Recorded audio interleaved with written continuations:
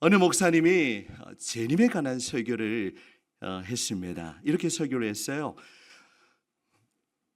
예수님이 마지막 때에 도적같이 오신다고 하셨는데 우리 모두 슬기로운 5처녀와 같이 늘 깨어 기도하며 기름을 준비하여 신랑 되신 예수님을 맞이합시다 라고 그렇게 설교했습니다. 그러자 설교를 마치고 집으로 가는데 우리 집사님 한 분이 헐레벌떡 목사님에게 뛰어와서 이렇게 말했습니다. 목사님, 예수님이 이번 달에는 안 오셨으면 좋겠습니다. 그러자 목사님이, 집사님 왜 그러세요? 주님 오시면 좋지 않습니까? 그러자 집사님이 하시는 말, 저 목사님, 제가 다음 달에 갯돈 타거든요. 갯돈 타고 예수님 오시면 좋겠습니다. 이렇게 대답을 했다고 합니다. 요한계시록에 보면 아마들의 갯돈 전쟁이 등장하지요. 어떤 전쟁입니까? 아마 갯돈. 우리는 대림절을 맞이하면서 아멘 주 예수여 오시옵소서, 그렇게 우리가 믿음으로 선포하고 또 주님의 탄생과 재림을 기다리는 절기로 지키고 있지만, 정작 우리의 마음에는, 진짜 우리의 마음에는 주님 나중에 오시면 안 될까요? 주님 천천히 오시면 안 될까요? 라고 그렇게 생각을 하고 있지는 않은지 먼저 우리 마음에 질문을 던지면서 오늘 설교를 시작하려고 합니다. 이 땅에서의 삶 누릴 것 다 누리고 또 마음껏 즐기고 또 우리가 해야 될 우리의 볼일 다 보고 그 뒤에 주님 오시면 좋겠습니다. 그런 마음이 우리 가운데 은연중에 있지는 않은지 우리 자신을 돌아보기를 원합니다. 우리 교회 우리 은퇴장로님 한 분께서 이렇게 고백하시는 것을 들었습니다. 이제 살아서 주님을 만난다면 더 바랄 것이 없겠다라는 그런 고백을 하셨어요. 그 고백이 얼마나 저에게도 은혜와 도전이 되었는지 모릅니다. 우리도 주님을 만나고 주님과 영원토록 동행할 그날을 꿈꾸며 소망하면서 이 땅을 믿음으로 걸어가기를 원합니다. 오늘은 요한계시록의 이 서론이라고 할까요? 이 서문을 살펴보면서 계시록에 나타난 그리스도께서 어떤 분이신지를 더욱 깊이 깨닫고 그분을 향한 우리의 믿음을 더욱 견고하게 하는 주의 교회가 되기를 간절히 소망합니다. 아멘. 이제 우리 교회는 드디어 신구약 성경의 마지막 권인 요한계시록에 이제 우리는 다다르게 되었습니다. 그동안 성경을 읽느라 얼마나 여러분 수고를 많이 하셨어요. 이제 이번 주간 요한계시록 전반부인 11장까지를 읽고 대림절 네 번째 주간에 요한계시록의 나머지 부분 22장까지를 읽으면 리딩 지저스 성경 통독, 우리 올해 계획한 부분을 이제 우리가 완독하게 됩니다. 처음 시작할 때만 해도 이 두꺼운 성경을 언제 다 읽지라는 그런 두려운 마음에서 우리가 성경 읽기를 시작했지만 이제 거의 골라인의 결승점에 서 있어요. 이제 끝이 보입니다. 모두 힘을 내셔서 우리 계시록의 남은 부분을 잘 그렇게 읽어나가시기를 응원합니다.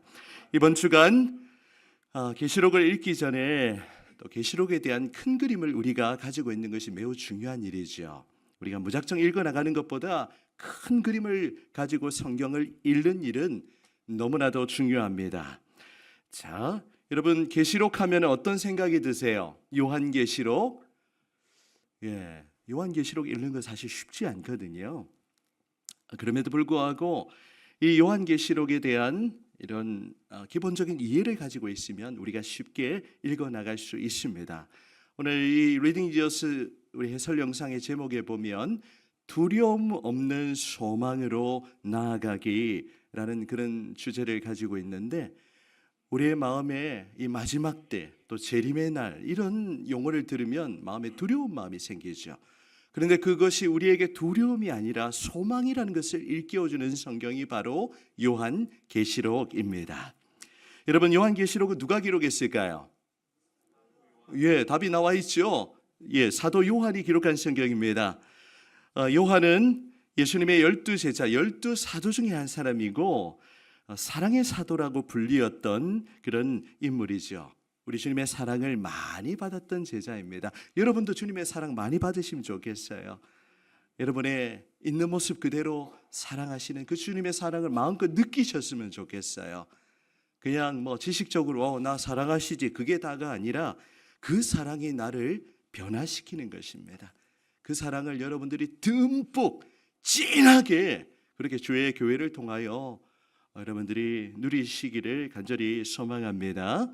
여러분, 요한계시록은 이제 신약 성경의 기록 연대에 비하면 좀 가장 나중에 주후 90년경에 사도 요한이 반모라는 섬에서 기록한 성경입니다. 여러분, 반모섬이라고 한번 들어보셨습니까? 지도를 보시면 이 반모섬, 영어로는 펜머스라고 하는데요. 여러분이 보실 때 오른쪽 하단, 왼쪽 하단에 있지요.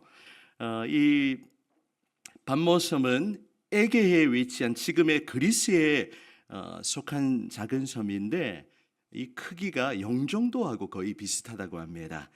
그래서 성지 순례를 가보면 이 반모섬에 저도 아직 가보지 못했는데요. 우리 교회가 함께 기회가 되면 또 함께 그곳을 탐방하기를 원합니다. 이 섬에 가면 요한이 계시를 받은 그런 굴이 있다고 하더라고요. 혹시 가보신 분 계십니까? 네, 아무도 못 가보셨죠? 우리 한번 가보면 좋을 것 같습니다.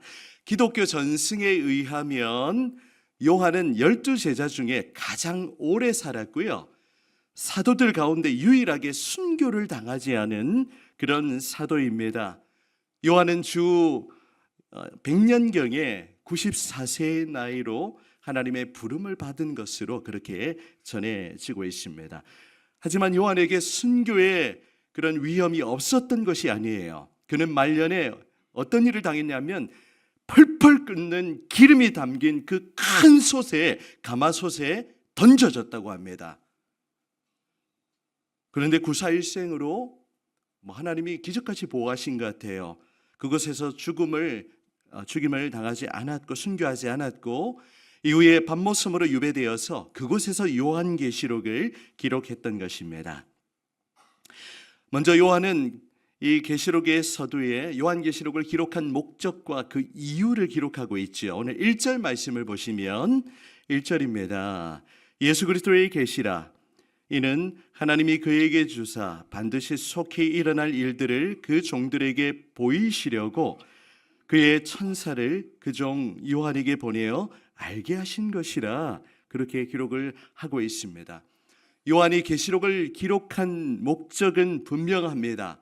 하나님께서 반드시 속히 일어날 그 일들을 주의 종들에게 보여주시기 위해서 이 요한계시록을 기록한 것입니다. 여러분, 당시의 배경을 우리가 잠깐 생각해 보면 이제 로마 제국의 통치하에 기독교에 대한 이 끔찍한 핍박이 많이 있었습니다. 그래서 기독교가 공인되는 이 주 4세기 전까지는 교회에 대한 핍박이 엄청났어요. 그래서 로마 제국의 핍박을 받고 있던 이 소아시아의 7교회의 성도들에게 반드시 속히 될 일을 보여주시면서 그들을 위로하고 그들의 마음에 소망을 심어주기 위해서 이 요한계시록을 기록했던 것입니다. 또한 계시록에 보면 이미 성취된 내용도 있지만 이제 장차 그리스도의 오심으로 완성될 그 미래에 일어날 일들을 보여주심으로 우리 그리스도인들이 말세에 어떠한 믿음과 신앙을 가지고 살아가야 하는지를 우리에게 가르쳐주고 있습니다. 그래서 요한계시록은 예언서로, 신약 성경의 예언서로 그렇게 분류가 되는 것이죠. 계시록은 이름 그대로 계시에 관한 책입니다. 오늘 본문 1절도 예수 그리스도의 계시라라는 구절로 시작이 되고 있는데요. 여러분, 이 계시라는 단어의 뜻이 무엇입니까? 계시라는 단어, 우리가 실상에서 우리가 실제로는 잘 사용하지 않는 그런 단어인데요. 원문을 보면 아포칼립스라는 그러한 단어입니다. 이 단어의 뜻은 감추인 것이 드러나고 베일을 벗는다, 그런 뜻을 담고 있습니다. 감추어져 있던 그 진리가 드러나는 것, 그것이 바로 계시이죠. 골로새서 1장 26절을 보시면 이렇게 기록을 하고 있습니다. 이 비밀은 만세와 만대로부터 감추어졌던 것인데 이제는 그의 성도들에게 나타났고 27절 하나님이 그들로 하여금 이 비밀의 영광이 이방인 가운데 얼마나 풍성한지를 알게 하려 하심이라. 이 비밀은 너희 안에 계신 그리스도 신이 곧 영광의 소망이니라. 아멘. 여러분, 감추어진 비밀, 그것이 누구를 의미합니까? 누구를 의미하는 표현이에요? 바로 예수 그리스도를 의미하는 표현이죠. 만세와 만대로부터 감추어져 있던 그 비밀, 그 영광의 소망 되신 그리스도를 계시하는 책이 바로 요한계시록입니다. 이제 사도 요한은 이 하나님의 말씀과 예수 그리스도를 남김없이 기록하고 자신이 본 것을 지금 다 증언하고 있는 거예요. 지금 한참 이제 드디어 탄핵이 가결되고 지금 정부와 온 나라가 혼란스러운데요. 또 여러 가지 재판들이 계속 이어지게 될 것입니다. 우리 재판을 하게 되면 증인을 세우잖아요. 증인이 무엇하는 사람이죠? 자신이 본 것을 말하고 증언하는 사람. 지금 요한이 자신이 본 그것을 하나도 남김없이 가감없이 증인이 되어서 지금 증언을 하고 있는 겁니다.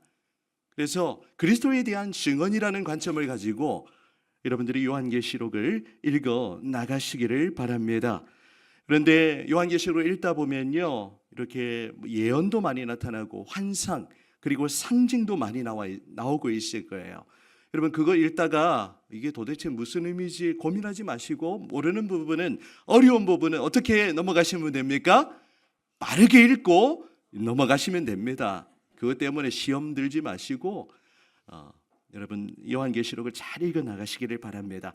요한계시록은 예수 그리스도의 그 재림에 대해서, 그 영광스러운 재림으로 인하여 일어나게 될 그 일들, 하나님 나라의 완성, 새하늘과 새 땅에 대해서 그렇게 피날레를 장식하고 있는데요, 얼마나 감격스러운 그런 성경인지 모릅니다. 오늘 다시 이제 계시록 1장으로 돌아와서 이 요한계시록은 이 소아시아의 7 교회에 보내는 그러한 편지인데요, 이 소아시아의 7 교회는 당시의 교회들을 대표하는 교회이고, 성경에서 7이라는 숫자, 7이라는 숫자는 완전수를 의미하는 겁니다. 그래서 소아시아의 7 교회에 주어진 성경이기도 하지만 오늘 우리 교회에 주시는 그런 말씀임을 기억하면서 그렇게 우리가 성경을 읽어 나가기를 원합니다. 우리는 계시록을 통하여서도 그리스도를 더욱 깊이 만나게 됩니다. 요한계시록의 주제 역시 예수 그리스도이시죠. 오늘 계시록의 이 서문에 나타난 그리스도가 어떤 분이신지를 우리가 3가지로 함께 살펴보겠습니다. 첫 번째, 오늘 설교의 제목입니다. 여러분, 그리스도는 어떤 분이십니까? 알파와 오메가, 알파와 오메가이십니다. 여러분, 알파와 오메가는 무엇일까요? 신약 성경을 기록한 언어가 헬라어인데요, 다시 보여주시면 첫 글자가 알파예요. A하고 똑같습니다.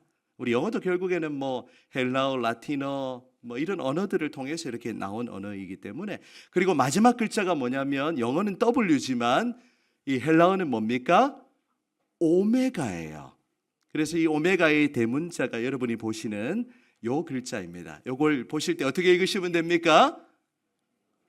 뭐지? 이렇게 읽지 마시고 알파와 오메가라고 그렇게 읽으시면 됩니다.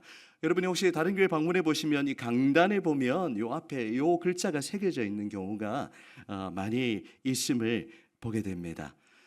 그런데 예수님이 어떤 분이신지를 가장 선명하게 드러내는 그 표현이 바로 알파와 오메가예요. 여러분, 예수님은 알파와 오메가가 되십니다. 처음과 마지막, 처음과 나중, 그리고 시작과 끝이 되시는 분이 바로 그리스도라는 것을 우리에게 말해주고 있는 것입니다. 그것에 대한 다른 표현이 오늘 본문 4절에 보시면 이렇게 표현되어 있지요.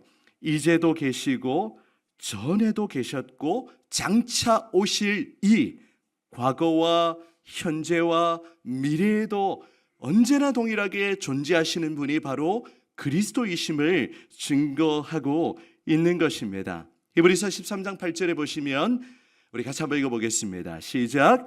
예수 그리스도는 아멘.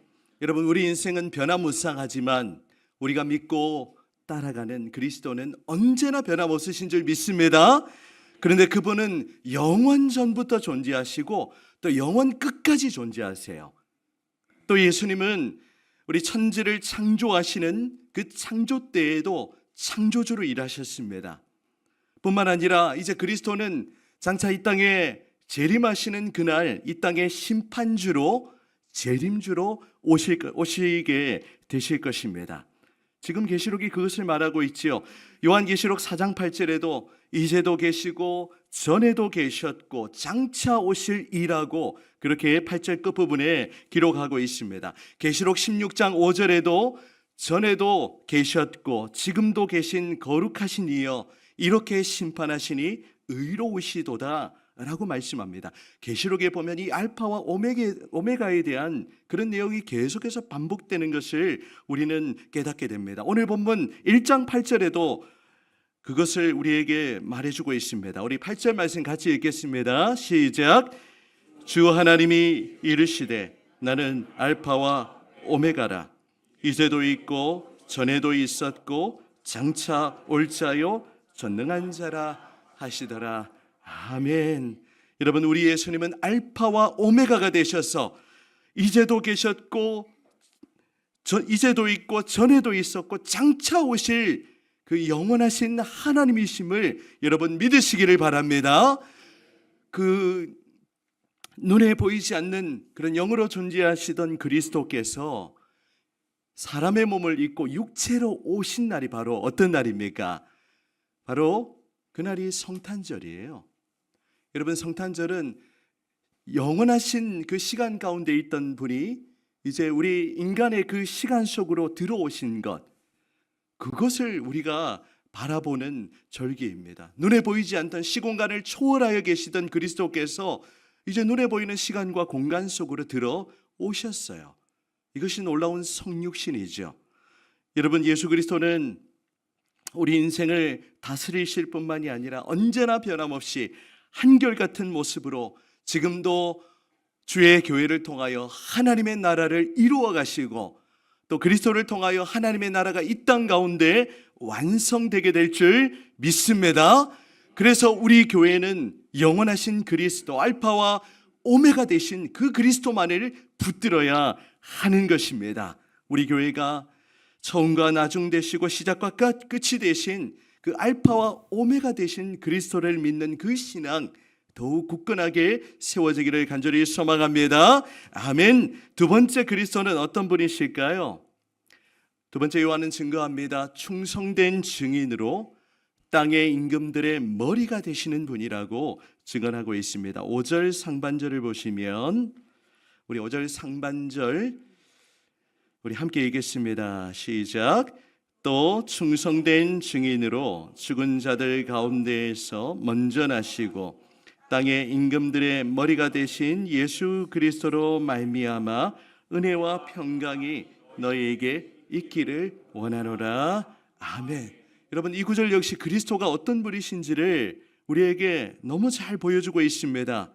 여러분, 예수님을 향해서 요한은 충성된 증인이다 라고 그렇게 표현하고 있어요. 무슨 의미입니까?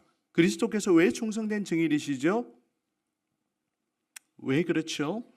예수님은 성부 하나님의 뜻에 끝까지 순종하셨어요. 십자가에서 자신의 전부를 내어주시기까지 하나님의 뜻에 순종하셨어요. 여러분, 혹시 지금까지 살아오시면서 부모님의 뜻을 한 번도 거스르지 않은 분 계십니까? 혹시 그런 분 계세요? 아마 아무도 없을 겁니다. 한 번쯤은 아니라고 이렇게 그 뜻에 따르지 않고 또 내 뜻대로 살아가려고 그렇게 몸부림쳤던 적이 있으실 거예요. 하지만 예수님은 그렇지 않으셨습니다. 끝까지 죽기까지 하나님의 뜻에 복종하셨어요. 그런 의미에서 예수님을 충성된 증인이라고 그렇게 표현하고 있는 것이죠. 예수님은 하나님의 말씀을 남김없이 증언하시고 하나님의 모든 뜻을 이루어 주셨습니다. 우리도 그래야 되죠.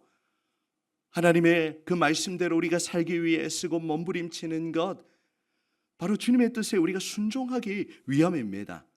우리 무언가 다른 뜻, 우리가 다른 목적을 가지고 그렇게 하는 게 아니죠.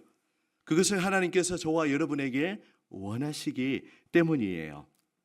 또한 이 5절의 말씀은 예수님을 어떻게 표현하고 있습니까? 5절을 다시 보여주시면 죽은 자들 가운데서 먼저 나신 분으로 그렇게 소개하고 있습니다. 여러분, 이 구절의 의미는 무엇입니까?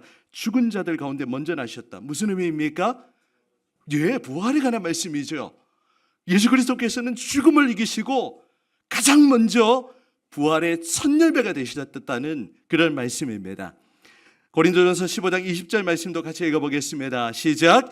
그러나 이제 그리스도께서 죽은 자 가운데서 다시 살아나사 잠자는 자들의 첫 열매가 되셨도다. 아멘. 바로 그리스도께서 죽은 자들 가운데 다시 살아나신 부활의 첫 열매가 되셨음을 요한이 증거하고 있는 거예요. 여러분, 그렇기 때문에 우리 예수님이 산소망이 되십니다. 예수님은 성경에만 계신 분이 아니고 죽어 있는 분이 아니에요. 지금도 살아계셔서 온 우주 만물을 다스리시고 여러분의 삶에 개입하고 계십니다. 여러분의 모든 삶을 알고 계십니다. 그분은 멀리 계시지 않아요. 여러분의 매일의 삶의 그 순간마다 주님이 여러분과 동행하십니다.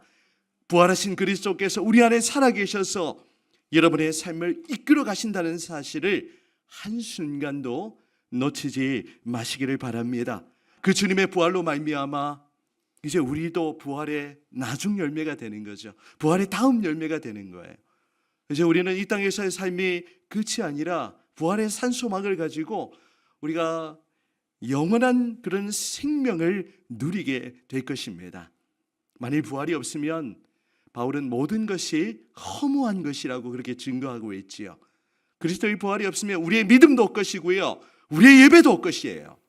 하지만 그리스도께서 지금도 살아계시기 때문에 지금도 우리 예배 가운데 자정하셔서 우리의 찬양과 경배를 받으시고 우리의 예배를 통하여 영광 받으시는 줄 믿습니다. 아멘. 그런 의미에서 요한은 계속해서 증거하죠. 다시 5절을 보시면 그리스도를 5절 상반절을 다시 보이시면 땅의 임금들의 머리가 되신다라고 그렇게 표현합니다. 오늘 찬송의 가사도 나오죠. 어떻게 찬송가의 가사가 기록이 되어 있었습니까? 모든 왕의 왕이요 라는 그런 고백이죠. 우리 예수님은 이 땅의 왕이나 대통령과는 비교할 수 없는 모든 나라 위에 크신 왕이십니다. 그분은 만왕의 왕이 되시고 만주의 주가 되셔서 우리 온 세상을 그분의 말씀으로 다스리고 통치하고 계시는 거예요. 여러분, 지금 우리나라가 정말 어려운 탄핵 정국 가운데 놓여 있지만 여전히 그리스도께서 살아계셔서 이 나라와 민족을 이끌어 가시도록 그렇게 우리는 나라와 민족을 위하여 기도해야 할 것입니다. 이번 한 주간도 왕이신 그리스도의 통치를 받는 그런 여러분의 삶이 되시기를 축복합니다. 아멘. 우리 또 한 가지 요한은 놀라운 그리스도에 관한 증언을 하고 있지요. 이제 5절 하반절 이하에 나오는 내용인데 우리를 사랑하셔서 우리를 피로 죄로부터 해방하시며 우리를 나라와 제사장으로 삼으셨다는 것입니다. 자, 우리 성경 말씀 보겠습니다. 우리 5절 하반절 보시면 우리 같이 읽으실게요. 시작. 우리를 사랑하사 그의 피로 우리 죄에서 우리를 해방하시고 그의 아버지 하나님을 위하여 우리를 나라와 제사장으로 삼으신 그에게 영광과 능력이 세세토록 있기를 원하노라. 아멘. 요한은 이제 하나님께 송영을 올려드리고 있습니다. 영광을 돌려드리고 있는 거예요. 지금 요한이 증언하는 그리스도는 어떤 분이십니까? 우리를 사랑하셔서 우리를 죄로부터 해방하시기 위해서 십자가에서 자신의 모든 피를 흘려주셨습니다. 그리스도의 피로 말미암아 이제 우리는 죄의 종이 아니라 마귀의 종이 아니라 우리는 그 모든 죄로부터 해방되어서 하나님 나라의 백성으로, 하나님의 자녀로 우리를 자유하게 하셨어요. 그 자유함을 누리는 자입니다. 이제 우리는 그리스도를 인하여 모든 이 죄로부터 해방된 존재예요. 더 이상 죄에 사로잡혀서 정죄함에 빠져 살아갈 그런 존재가 아닙니다. 여러분 어떠세요? 삶을 살아보면 우리의 마음에 죄로 인한 고통이 나타납니다. 여러 가지 또 생각지 못한 그런 어려움을 당하고, 또 우리의 마음에, 우리의 이 입술에서 막 이렇게 믿음 없는 말들, 또 누군가를 원망하고 비난하는 말들, 또 우리의 입술에서 이런 여러 가지 부정적인 말들이 쏟아지는 그런 순간도 있지만, 그리스도께서는 그것으로 인한 정죄함이 아니라 우리를 모든 죄로부터 자유하는 그러한 삶을 살아가도록 우리를 이끌어 주시는 것입니다. 뿐만 아니라 이제 그리스도께서는 우리를 하나님 나라의 이런 제사장으로 삼아 주셨어요. 우리는 시시한 존재가 아닙니다. 하나님은 우리를 나라와 제사장으로 삼아 주셨어요. 여러분, 제사장의 그 일이 무엇입니까? 이 구약 시대의 제사장은 뭐 하는 사람이었죠? 여호와께 드리는 제사를 드리는 존재였어요. 이스라엘 이 12지파 가운데 가장 존귀하고 가장 보배로운 그런 직분을 수행하는 존재가 바로 제사장이었습니다. 그런데 하나님께서는 이제 우리 각 사람을 하나님 나라의 제사장으로 삼아 주셨어요. 베드로전서 2장 9절 말씀을 보십니다. 베드로전서 2장 9절과 관련된 오늘 구절이 바로 6절이에요. 자, 보시면 우리 함께 읽도록 하겠습니다. 그러나 시작. 그러나 너희는 택하신 족속이요 왕같은 제사장들이요 거룩한 나라요 그의 소유가 된 백성이니 아멘. 거기까지만 읽겠습니다. 여러분, 이 구절을 보면 우리가 얼마나 존귀한 존재인지 그렇게 우리에게 잘 설명하고 있어요. 이제 여러분은 하나님 나라의 그냥 제사장도 아니고 왕 같은 제사장이 되었어요. 이제는 그리스도의 피를 의지하여 하나님 앞에 언제든 나아갈 수 있는 그런 존귀한 제사장이 되었다는 거예요. 우리는 이 예배 시간을 통하여 하나님 앞에 나아갈 수 있습니다. 뿐만 아니라 여러분의 삶의 자리에서 언제든 예수님의 이름을 의지하여 하나님 앞에 기도할 수 있는 그런 특권이 주어졌어요. 여러분, 기도하는 그 특권을 누리시기를 바랍니다.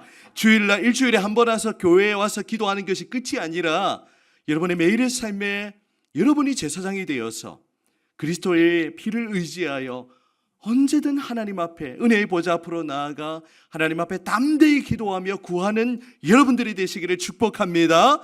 뿐만 아니라 제사장은 중보하는 역할을 하지요. 여러분, 나라와 민족을 위해서 기도해야 하는 그 중보자의 특권을 우리가 가지고 있습니다. 우리 정치적으로 혼란스럽고 어려운 이때에 우리가 정치적인 판단을 하는 자리보다는 이 나라와 민족에 그리스도께서 왕이 되셔서 하나님께서 가장 좋은 길로 인도해 주시도록 우리는 계속해서 기도해야 하는 줄 믿습니다. 이제 왕 같은 제사장으로 그렇게 여러분들이 살아가세요. 요한은 우리를 나라와 제사장으로 삼으신 그 하나님께 모든 영광과 능력을 돌려드리고 있는 것입니다. 사랑하는 여러분, 요한계시록은 우리 그리스도께서 우리에게 어떤 분이신지를 다시 분명하게 깨닫도록 하고 계십니다. 여러분, 예수님은 알파와 오메가가 되시는 줄 믿습니다. 지금도 살아계시고 장차 오실 그 그리스도, 우리 그분을 향한 우리의 믿음을 더욱 굳건하게 하실 수 있기를 바랍니다. 이제 우리 주님은 7절이 고백하는 것처럼 우리 이 땅에 다시 오실 것을 분명하게 약속하십니다. 우리 7절을 읽고 우리 오늘 말씀을 마무리하도록 하겠습니다. 7절입니다. 시작. 볼지어다 그가 구름을 타고 오시리라. 각 사람의 눈이 그를 보겠고 그를 찌른 자들도 볼 것이요 땅에 있는 모든 족속이 그로 말미암아 애곡하리니 그러하리라. 아멘. 할렐루야. 우리 예수님이 이 땅에 재림하시는 그날 그리스도를 믿지 않는 자들은 애통하고 애곡하는 일들이 있겠지만 그리스도를 믿는 우리는 절망이 아니라 영원한 그 하나님 나라에 우리가 들어가고 그 하나님 나라의 기쁨을 우리가 누리게 될 것이라는 그 소망을 우리의 마음에 발견하게 됩니다. 우리 주님께서 다시 오실 것입니다. 새로운 한 주간 우리의 삶에 여전히 동행하시고 우리의 모든 삶을 돌보시며 우리를 나라와 제사장으로 삼아주신 그 그리스도와 함께 동행하며 이번 한 주간도 믿음으로 힘차게 넉넉히 승리하며 살아가시는 주의 교회가 되시기를 주님의 이름으로 축원합니다. 아멘.